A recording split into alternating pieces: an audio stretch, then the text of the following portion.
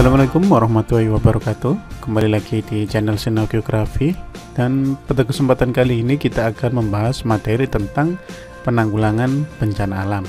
Materi ini kelas 11 ya. Bagi kelas 10 dan kelas 12 tetap bisa menyimak materi ini sampai selesai untuk menambah informasi dan juga menambah pengetahuan.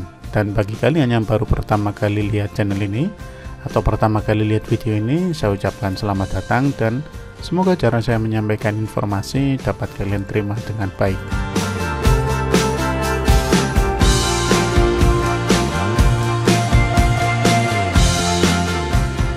Penanggulangan bencana alam. Nah, penanggulangan bencana alam ini terbagi dalam 3 bidang ya, atau 3 bentuk penanggulangan. Yang pertama melalui pendidikan atau edukasi. Yang kedua, kearifan lokal di satu wilayah-wilayah tertentu atau daerah tertentu. Dan yang ketiga adalah dengan menggunakan teknologi yang baik atau pemanfaatan teknologi. Nah, kita coba bahas satu persatu ya, dari 3 hal atau 3 langkah penanggulangan bencana alam ini. Yang pertama, melalui edukasi. Edukasi itu adalah pendidikan, merupakan penanggulangan kebencanaan melalui kegiatan pendidikan formal dan juga informal. Jadi pendidikannya bisa di sekolah atau lembaga-lembaga pendidikan maupun di luar lembaga pendidikan. Intinya memberikan sebuah wawasan, memberikan edukasi kepada orang tentang sebuah bencana alam. Tujuannya apa? Dengan kependidikan kebencanaan ini nanti diharapkan masyarakat memiliki yang pertama pengetahuan, yang kedua keterampilan. Jadi ketika ada bencana itu, contoh misalkan bencana tsunami, masyarakat harus tahu kalau wilayahnya itu memang rawan bencana tsunami.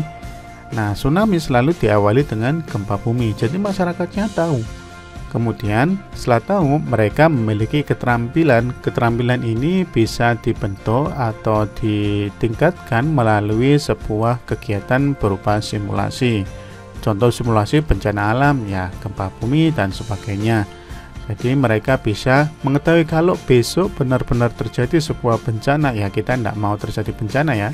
Jadi bencana yang seperti itu mereka sudah tahu apa yang harus dilakukan, sehingga mereka memiliki sikap kesiapsiagaan dan juga tanggap darurat bencana. Kepada siapapun, pendidikan ini bisa diberikan kepada siswa maupun masyarakat. Yang penting melalui edukasi. Nah, itu langkah pertama ya. Tujuannya mereka memiliki pengetahuan dan keterampilan. Kalau sudah punya pengetahuan dan keterampilan, diharapkan mereka punya sikap kesiapsiagaan dan juga tanggap darurat bencana.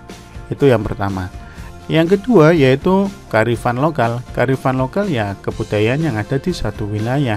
Kekayaan budaya setempat yang mengandung kebijakan hidup, pandangan hidup yang mengakomodasi kebijakan dan kearifan hidup. Jadi kearifan lokal yang berperan dalam penanggulangan bencana contohnya seperti ada subak yaitu di daerah Bali, ada nyambuk gunung di daerah Jawa ya, kemudian ada semong di daerah Aceh, kemudian tanah ulen yaitu khususnya di wilayah suku Dayak Kenya.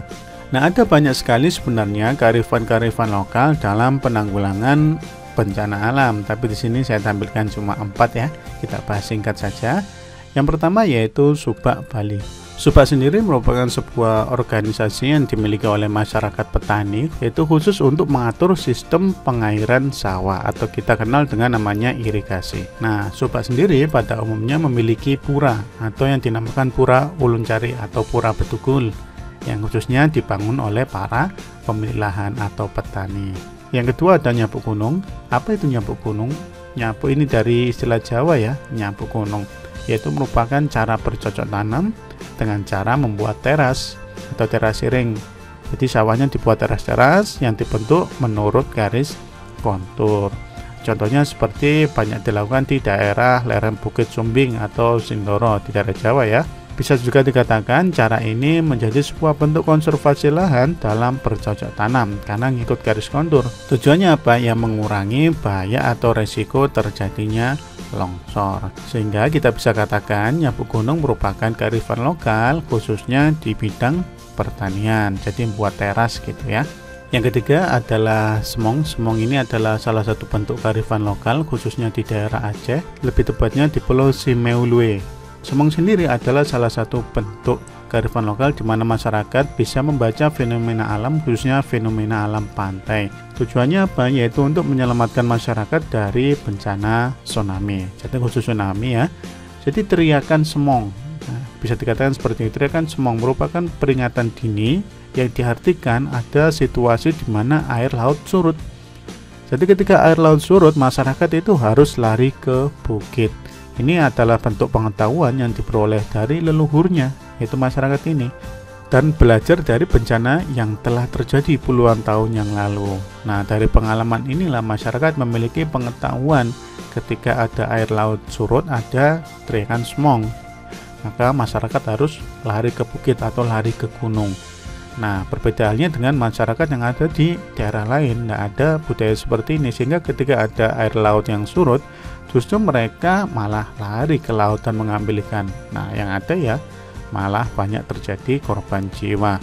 Jadi bisa dikatakan semong ini adalah bentuk kearifan lokal, khususnya dalam penanggulangan bencana tsunami.